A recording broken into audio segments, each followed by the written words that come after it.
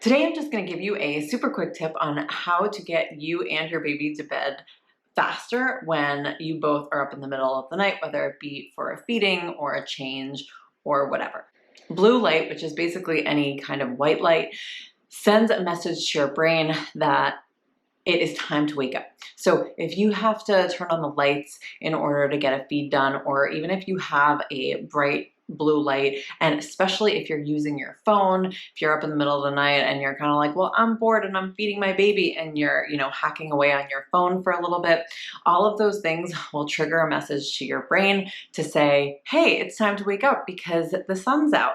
Even though it's not out, you're just using artificial light in order to mimic that.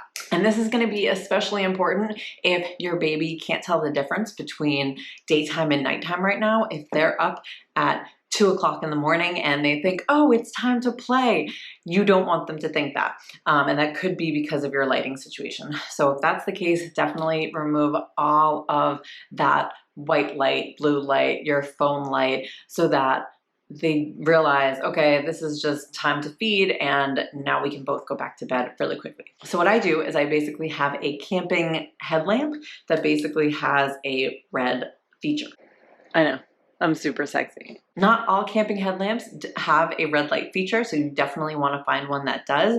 But this way, if you use red light, and it doesn't have to be a headlamp, but I do find it easier just because you can also go to the bathroom. It's a little bit harder to see, obviously, but at the same time, you're not tricking your brain into thinking it's awake time, and hopefully you and your baby can go to sleep a lot faster. If you do have a light that has both a white and a red light, which is most likely going to be the case, just make sure you definitely are pushing the right button before shining it into your baby's eyes, because that's rude and counterproductive.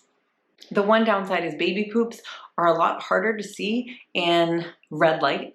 Certain colors are definitely harder to see. So if your baby does tend to poop at night a lot, you might have to turn the white light on a little bit for that. Just again, try to keep it out of your baby's eyes, because at least personally, I'd rather have myself have a harder time falling asleep than my baby, because my baby's up no matter what, I have to be up. And for whatever reason, some of these headlamps like to have a strobe effect.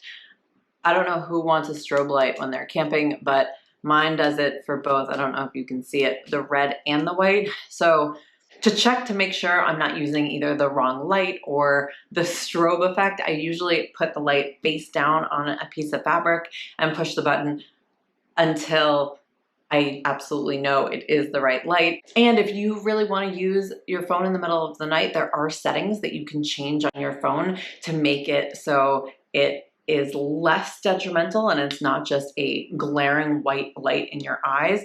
So I'll put a link to how to do that in the comments. All that being said, especially if you're going to use a nightlight in your baby's room, try to make sure it is a red light instead of a blue light, because if there's some sort of blue, green, anything of that light spectrum, it is going to inhibit your baby's sleep a little bit. So I do definitely suggest getting one of these fancy headlamps for middle of the night changings, feedings, etc., for both you and your baby's sleep. If you want more of these fun tips, tricks, healthy stuff for babies and pregnancy, please subscribe to my channel, Paleo Preggers, and hopefully I'll see you next time. Bye.